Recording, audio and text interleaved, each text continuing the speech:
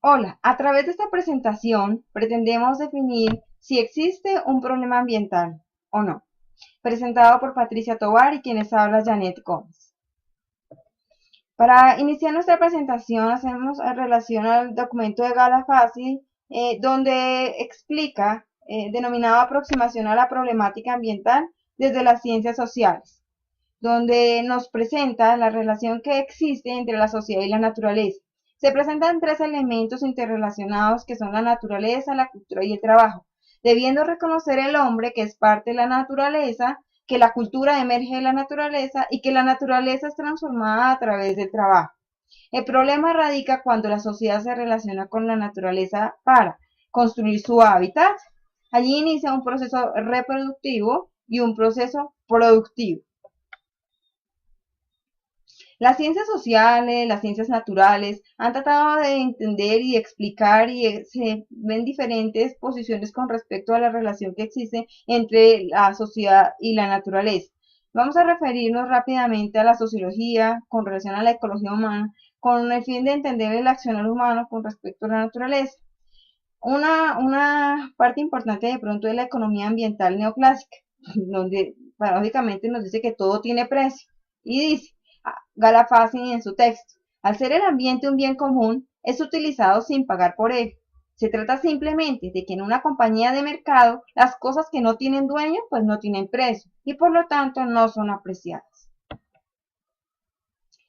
Vamos a exponer rápidamente lo que son algunas evidencias que nos describe Morán en su texto, denominadas y divididas de la siguiente manera. Hablamos del desajuste económico. El planeta se encuentra en corrientes, en diferentes situaciones de crisis y no crisis. Los niveles de desempleo aumentan, el movimiento de las curvas de oferta y de demandas tienen movimientos y se desplazan continuamente, crecen. La competencia en el mercado mundial. Tal vez este es un factor importantísimo, ya que esta competencia ha llevado a que los mercados piensen en sus lucros, en sus resultados, y se deje de lado la evaluación de lo que son los efectos sociales y medioambientales que trae esta competencia y la producción desmesurada. Otras evidencias que mostramos es la sobrepoblación. Morán decía que para 1800 existía más o menos 1.000 millones de habitantes. Hoy hay 6.000 millones. Y lo que es peor, se prevé que para el 2050 ya seamos 10.000 millones. Los recursos son escasos, no alcanzan. Existe una crisis ecológica, definitivo. Tanto el deterioro de la biosfera, la disminución de la diversidad biológica, el problema de deforestación, la contaminación de las aguas, el envenenamiento de los suelos, la urbanización en zonas frágiles y sobre todo los gases de efecto invernadero. Estas imágenes nos llevan a pensar y la idea es concientizarnos un poco de lo que es el efecto que han tenido las organizaciones en medio de la problemática, la emisión de gases, la contaminación, los incendios forestales, qué ha pasado con el pulmón del mundo, con nuestros árboles, la deforestación, el manejo de basuras, contaminación, aguas, suelos, la construcción en zonas frágiles, cómo los intereses de unos pocos priman sobre los intereses de una sociedad completa, de un planeta. Se construye encima prácticamente de las corrientes de agua. ¿Dónde están las normas? Traemos a colación el ejemplo Colombia, la minería.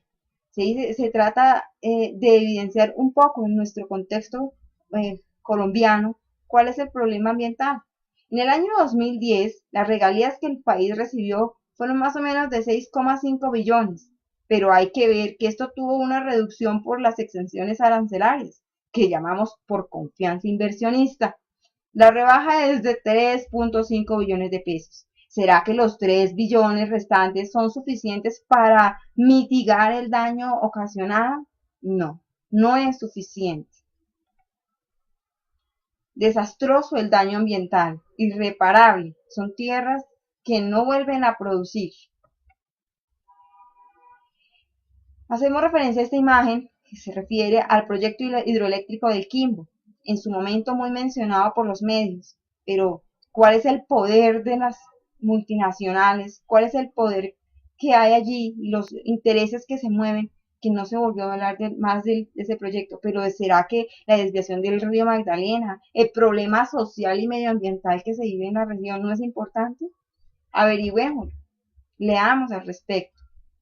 Otras evidencias, no menos importantes, es el desarrollo que finalmente se ve en un subdesarrollo. El consumismo globalizado en el que vivimos las personas, consume, consume, consume, se compra y se vive en una carrera por el tiempo donde no se detiene un momento a pensar si realmente yo todo lo que consumo y todo lo que compro lo necesito realmente para vivir. La cartera, los zapatos, aquello que salió nuevo, las tendencias, el estar a la moda, la tecnología. ¿Será necesario tanto consumismo? ¿Lo necesitamos realmente? La economía se evalúa por el crecimiento del Producto Interno Bruto. Preocupante. Si una economía se dice que está bien en la medida de que crezca porcentualmente este indicador, no es cierto. ¿Dónde quedan las medidas sociales? ¿Dónde queda la parte medioambiental? Es equivocado. Existe una crisis universal del futuro. Hablamos de inteligencia artificial, hablamos de las tecnociencias, hablamos de cambios que nos han llevado a que la tecnología va a pasos tan agigantados que así mismo los seres humanos vamos, pero no se piensa en qué incidencia puede tener. ¿Sí? Detengámonos a pensar un momento. Definitivamente existe una falta de armonía entre la convivencia de la especie humana y el planeta. Podemos definir con todos estos antecedentes que definitivamente sí existe un problema ambiental y es un problema ambiental grande. ¿Qué solución podemos plantear? Se propone el desarrollo sostenible. Este tema comienza a trabajarse desde hace mucho tiempo atrás. En los años 70 se comienza a tratar la problemática debido a que ya es evidente el creciente y evidente deterioro del entorno, cuya causa definitiva ha sido la interacción del hombre y la sociedad con la naturaleza. El desarrollo sostenible, en pocas palabras, dice que sí, pues se puede ver un crecimiento económico, pero este debe ser socialmente responsable y ambientalmente sostenible. Para definir el desarrollo sostenible, nos referimos a los 9 principios básicos que lo enmarcan. Está la ética, el gobierno, la transparencia, las relaciones de negocio, el retorno financiero, la participación de la comunidad, el valor de los productos y servicios, las prácticas de empleo, la protección del ambiente. Tratados en su conjunto, dan como resultado el desarrollo sostenible, que no es más que la compañía establezca, promueva y monitoree y mantenga estándares y prácticas de ética, de responsabilidad, de trabajar de la mano con todos los diversos stakeholders para lograr que los daños que ambientalmente haga se reparen y que socialmente sea también amigable con el entorno, ¿sí? Se habla de una responsabilidad y tener buenas prácticas de empleo. Hacemos énfasis en la protección del ambiente, ¿sí? Donde la compañía intente promover, restaurar el ambiente y promueva el desarrollo sostenible con productos, procesos y servicios y demás actividades. Junto a estos principios y el desarrollo sostenible, va de la mano una legislación fuerte. Aquí en Colombia hablamos de nuestra Constitución del 91 y hablamos de otras normas, decretos, leyes que lo enmarcan. Pero ¿será que todas estas leyes son suficientes? ¿Será que todas estas leyes, a pesar de que están plasmadas y que defienden el medio ambiente y tratan de ser amigables, ¿será que son suficientes? Vamos a ver. ¿Será que hemos avanzado? ¿Hemos mejorado? No, definitivamente falta una apropiación del problema. El problema es de todos. Debemos sentirlo como propio. Miremos a nuestro alrededor. Existe, es un problema latente. Aunque existe la educación ambiental y se ha dado,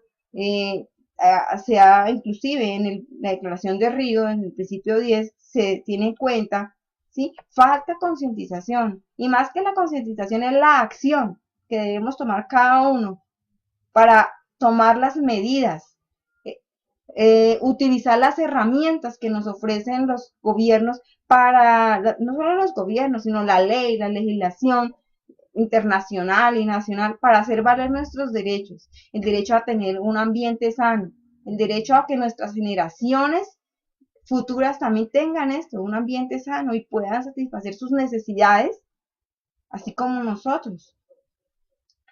Definitivamente existe una falta de compromiso de los países desarrollados por disminuir la emisión de gases de tipo invernadero. Y los gobiernos, ellos en muchos de los casos defienden más los intereses de un grupo minoritario que el interés general. Hay que dejar de lado estos intereses económicos y definitivamente trabajar por los intereses sociales y medioambientales.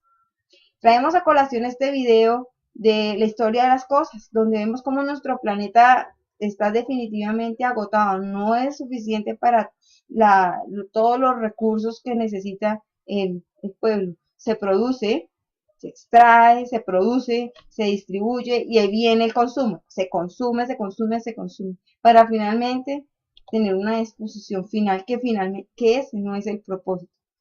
Esta última parte es en la que debemos poner nuestra atención en toda la cadena, porque en toda la cadena hay efectos negativos. Presentamos esta imagen tomada de documental La Isla de las Flores. Hemos pensado de dónde viene lo que nos comemos. Hemos pensado en la incidencia que tiene en el medio ambiente nuestro consumismo. Aquella familia que detrás, desde la historia de un tomate hasta el comerse un cerdo en su comida, ¿será que ellos se conoce de dónde viene y todo el proceso que a su alrededor se dio? No. Y así nos pasa a todos. La carne, aquella vaca que nos comemos todos los días, el pollo, el pez. Pensemos un momento. A pesar de que existen estos acuerdos internacionales, está el protocolo de Kioto, está el de Río más 20, donde se reconoce que definitivamente debe haber repartir responsabilidades, pero aquellos que tienen una incidencia mayor y que contribuyen en mayor forma a la contaminación deben hacer un aporte mayor. Ahí lo dejamos entre comillas. Y en signo de interrogación también, porque ¿será que los países industrializados están dispuestos a disminuir sus ganancias, sus intereses, su crecimiento? ¿Y será que se comienzan a ponerse a pensar en los daños que tienen, el daño ambiental que se está dando, el manejo que se debe dar y aplicar las diferentes leyes, hacer que estos acuerdos en realidad se vuelvan viables y que se vean realmente sus efectos? Gracias. Terminamos con esta frase de Morán que dice: la impotencia del mundo para convertirse en mundo, la impotencia de la humanidad para convertirse en humanidad. Nos toca a todos, es tarea de todos. Gracias.